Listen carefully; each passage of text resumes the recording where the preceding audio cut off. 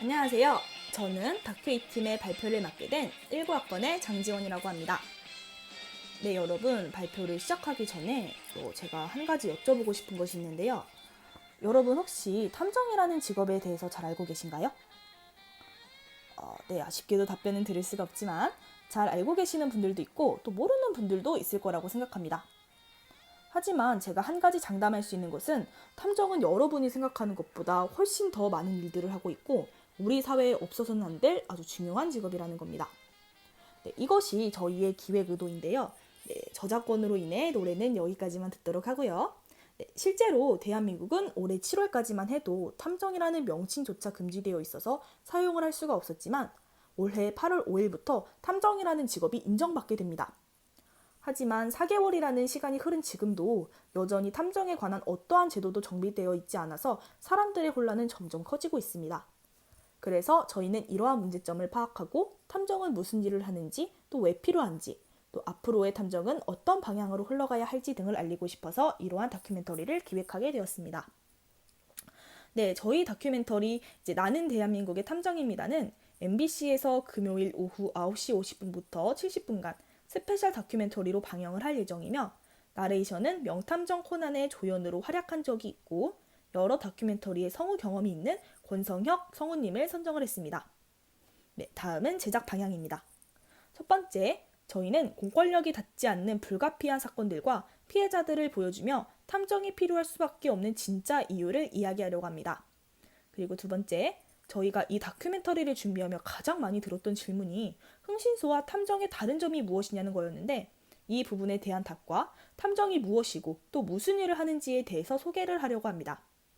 네, 세 번째로 현재 대한민국에서는 너무도 쉽게 누구나 탐정사무소를 개업할 수 있는데요.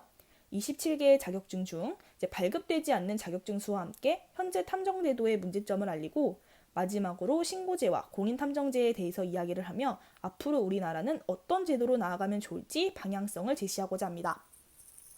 네, 그럼 저희가 구성한 다큐멘터리 그림을 소개하도록 하겠습니다. 먼저 프롤로그는 짧은 드라마 형식으로 보여줄 예정인데요. 실종된 아버지를 찾기 위해 고군분투하는 40대 여성이 우연히 탐정을 만나 나는 대한민국의 탐정입니다 라는 문구가 적혀있는 명함을 받게 됩니다. 이를 클로즈업하고 다큐멘터리의 제목을 다시 큰 타이틀로 띄우며 본격적으로 시작이 됩니다. 네, 그 다음은 서론인데요. 탐정과 관련된 드라마와 애니메이션의 그림들을 순차적으로 보여주고 탐정의 사전적 정의를 알려준 다음 그렇다면 탐정이 필요한 이유는 무엇일까에 대한 궁금증을 던져주며 본론으로 넘어갑니다. 네, 실제로 최근 한 달간 사건 신고 수는 2만 건 정도지만 그중 경찰이 담당할 수 있는 사건은 1인당 평균 30건 정도로 도움을 주고 싶어도 시간과 인력 부족으로 도와줄 수 없는 경찰들의 사정과 미해결 사건 실태를 강남경찰서의 도움을 받아 알아보고 사건 해결을 기다리는 피해 가족의 인터뷰를 같이 담으려고 합니다. 그리고 저희가 실제 탐정을 이용한 사례를 알아보던 도중 딸의 결혼 자금을 부동산 사기로 잃은 60대 강모 씨의 사례를 알게 되었는데요. 이 사례를 재연을 통해 전달하고 당시 심정과 탐정사무소를 이용하게 된 계기를 인터뷰로 보여준 후 실제로 이 사건을 담당했던 김민경 탐정님을 만나 당시 사건 해결 과정을 역시 재연을 통해서 보여주려고 합니다. 네, 저희가 실제로 조사를 해본 결과 흥신소와 탐정사무소의 차이점을 알고 있는 분들이 굉장히 적었는데요.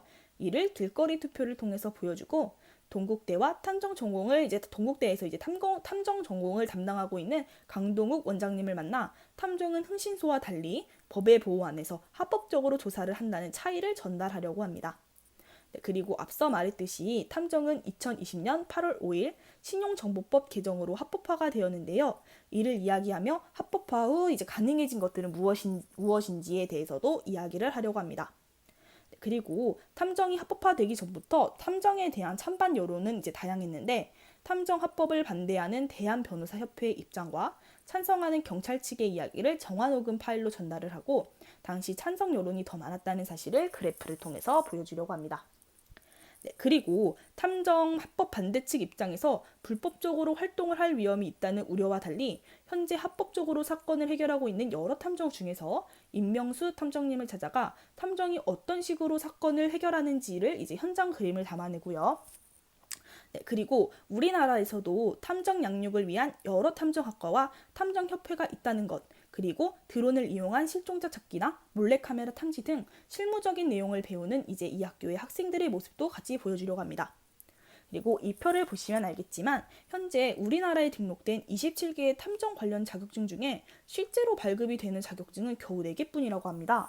그리고 탐정 합법화 이후 하루아침에 흥신소에서 탐정사무소로 간판이 바뀌는 일이 많았는데 탐정사무소는 일반 서비스업으로 구분이 되어 간단한 사업자 등록만 거치면 바로 개업할 수 있기 때문입니다.